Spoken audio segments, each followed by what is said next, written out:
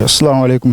Mbadiŋol alniŋ agri-communication unit lang agriculture bunda me marta kibarta niŋ kibar janjaŋola alnal badi malen Cheikhna Dramé bimbali sapu farol le kono nata janka fondinkewo dole jube jam me alon ko Gambia dingulen aka maman senol la karola yo bari jannim be fenkela ensa abula asa fonfu molier na continue kacha kono Musa Dabolo Munteri Ntemu Kamano le do kwe farmer but from Bansang.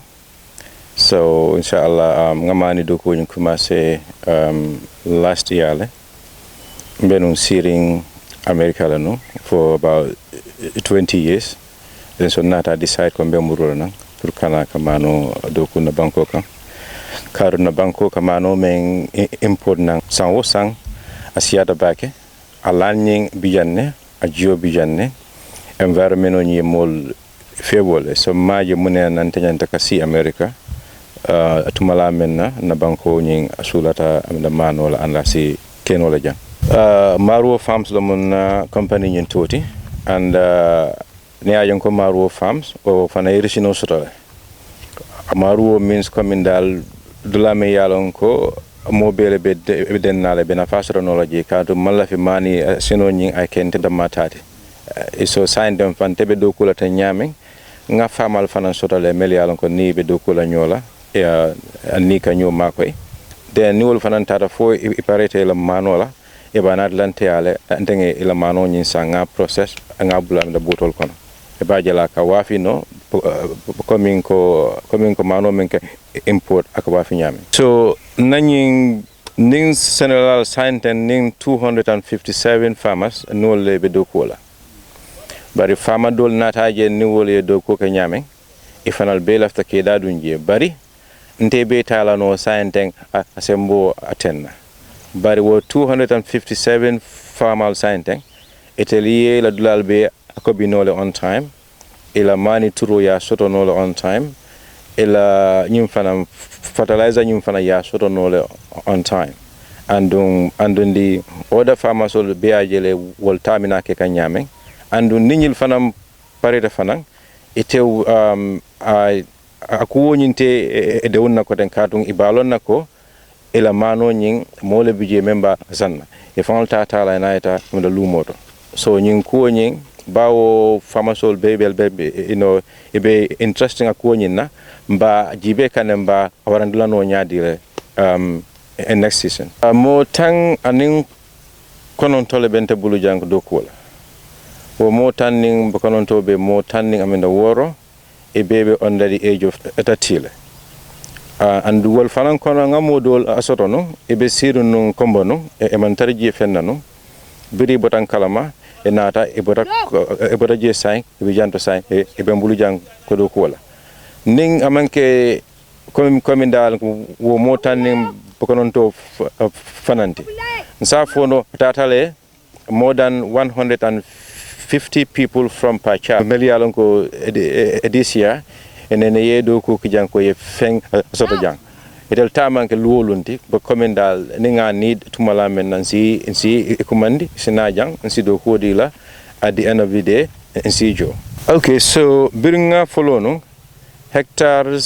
sabanga folono ngamda walla wo moment no mba jibe kanne no fofenno meyalo mba continuela on that so birimbo ke kan mbe affaire le study kan no manke ano embe membo abondilano so sa birim parita wala nado ku fulan jang nyine pakanyanta reni season nyine pakanyanta so bawo man reni season enyilong ngang hakilo to le pour na mano kanatinya so be nyimmen akono teng nsafono ko nyina mun na first big real amenda production out and so anyindo nsinyim fono ko hectare potensa bambole ado kuka so hectare afuta nyawnyandi nyama otoni 8 nyong dal mbowo expect kanne angameng wato sai siada so niwo 8 nyinta ya multiply by 30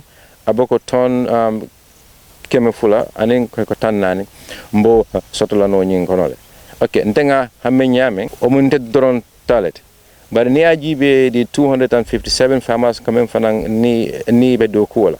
Ani wol fanang pota jibe itel fanan tabe ni akafu nyoma apitano le 800 tons. So that 800 tons an intesta ni ala nyokan abeton will killing silal. So ninga wo keno 2 times a year abitale them for 20 I mean really full.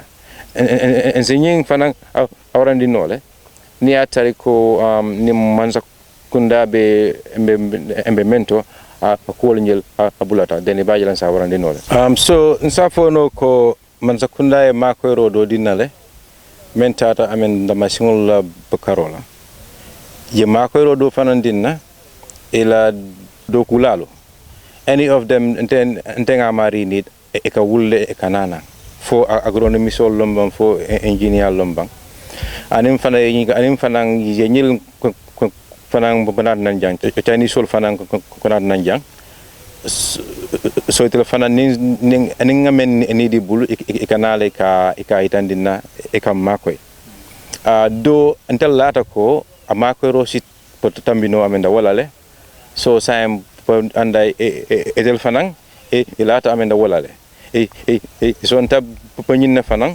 ni nyin kenyola do ko kenyola kanyin ko sembo amenda warande so science abe nyameng ni bi amen da ko men do asiata okla bar budon ko mi yalo nyame amen man sakunda la ko bukat tariano so science wala be caring science so science mano yum bukala fika advertise ne ajam bukala fika advertise because medo ko la janne CRR ngani ne angania anafae ta follow CRR bari CRR fanga buka molu si bawa buka mol si jang mami da jareta nga bondi fofo janga samba kombo okila bari hani sang ni momandi yalon ko ebota kalama ebota nang kombo ni be tambila isidu nona ne ambe yamano sayna ita so abole nyama follow bari na ngani angania ninga sembo awarandi no bake for maybe atumando bije insidulal sotono in je dame yalon ko ninga mano harvest nga package mba sambano la jib ka wafi ok la bot science teng buka mano nyi samba po kombo dal so moye mellong e ka kerem na wala nom ni man ko long e buka kumandi bagi bari ensi entede ensi example tam fangala ntebe nung america to momina ntemo nung engineer Data school ngana degree also munu engineer. I worked for a very good company. So near jibe hani nyel bogamenol konkomel fangal bapadam mabije ntebe de doku menna ajama babije ni alon akabom fele. So birim minala fang etel mo jama babije e ko ntenya matale. Bari anyama ma nzenyim foy ko biteng opportunity member mani kodoko la jang pontama futa follow at that level to de bari nsi ilandi ko nyina ko ni na raja ni mani do ko commencer anyanta adoku la ko nyamen isi feng soto no ameya lon ko atambita e kamen asoto America okay okla ko bari kuklon don bije mani do ko ka commencer ada panso awarta bake. So ne atari amen nim man sakunda nyimbe mento ni wo complete no e bajela ko there will be a base pour ni momon dimbe bala nang atubabu du anen dula dolto e be men dundila ate etorala asi ezino bulu ha bari mani doku wonin ani momon ni si mirano wala abetiata anda defanang a moment ding yalon ko elafta ka ken si advice men dilano and then the guide ambadile marila sa speak up. This is Maro farm. This is 25 kilograms of rice. Normally this is the way we used to work at the rice here, the rice field at Jagal Pajar here. After making it, we used to mill it here, we package them here and we sell it to the market. So this is the way we used to weigh it. The weight is 25 kilograms and it's a very clean and pure rice as you can see it. After here we are going to sow it, then we sell it to the market. So these are some of the team guys working with us, and as you can see them, and some of them are here. That's Mohamed Lamil, that's Baba Kamburama, and that's Kamburama Sinyate. You have Buba and Kekura and others there at the back there. So this is the final produce on what we used to make here, and we used to sell it to the market. And the price is $600 for a bag. That's what we are selling it for. So, and most of us, we all are young Gambian youths at the age of 20 years to 35 years working here. We are more than 18 to 19 people working in the farm here called Maruo Farm. The provider is Musa Dabo, is the owner of the Maruo Farm. So we are part of the team here working with Musa here, and others are there at the back, trying to control the other side. No, we don't start that yet because of the supply. The demand is higher than the supply, so we used to make it here to sell it to the villagers here. So the people around the surrounding villages, they are those who used to come and buy it. And sometimes the president delegation also used to come here to buy it with some of the ministers and the agricultural workers. Yeah, the rice is very sweet. It's one of the best rice so far in this country here. It's even, we used to compare with Saddam. And the rice called Saddam, and it's even better than Saddam because it's a very clean and pure rice, as you can see it. It's just less than 2 weeks from harvesting, and we are packaging it. So it's not having any chemical, and as you can see. So you can see right now the combine harvester is already harvesting it. So he's not having anything. It's a very clean and pure rice, you can able to eat it. Everybody can able to eat it, Yeah, after harvesting, when the combine harvester cut it, here is the place normally where we used to come and pour it. As you see, we used to put it in the bags to count it, how many bags we have. After we take it to the drying field, we dry it. After drying it, that is the time we used to bring it to the machine. The machine is going to mill it. Then we packet it and we put it into the market.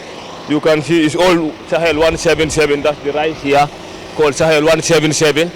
That's the one we are using here right now in the farm here called Maruo Farm. So this is what we are doing here right now. We are here for more than 1 year. 3 months. We used to spend the night here. After that's our house. After our house, we go direct to the field to go and see what we can do to help the government. We are here to compliment the government to support their efforts so that we can able to feed ourselves and to feed the other, make the supply to go out from Gambia also. That's our main target.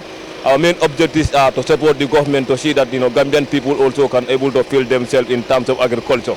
That is our main objectives, to help. So right now, this is the final stage. After after measurement, this is the final place where we used to sold it. When we sold it, then we used to pack them correctly, and we used to sell it into the market. So this is the way what we used to do. This is the way to sell it. Yeah.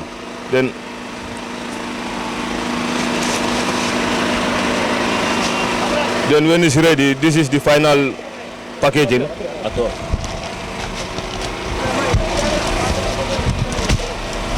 This is the final packaging. You can see it's making the Gambia here. It's only 3 months. After the 3 months, you can see we used to make it and we package it and we sell it to the market. So this is the final production, and it's making the Gambia here. And all the people working here, we all are Gambians, and most of the youths are Gambians, So the owner also is a Gambian. So it's a Gambian thing. It's a Gambian show, belongs to everybody. We are just here to compliment our government and our people to show them that we can able to feed ourselves through agriculture with the help of the government and the entire country. Yeah, you're welcome. That's Maruo Farm, yeah.